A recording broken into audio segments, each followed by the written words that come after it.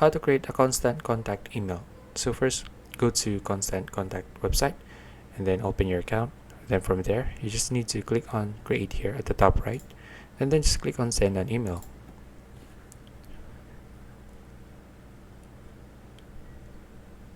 Okay, now from here, you can either start from blank or choose one of the templates here. So let's say I want to use the World Day Cultural, this one. So what you need to do is just hover mouse over it and then just click on select.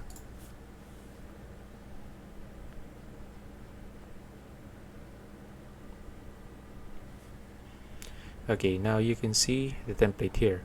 Now from here, you can just customize the template using all of the blocks here, the images and the design. You can see the layouts here as well and sections. So just customize this email to your liking, and then you're done. Okay, so that's it. If you found this video useful, please like and subscribe for more videos like this. See you in the next one.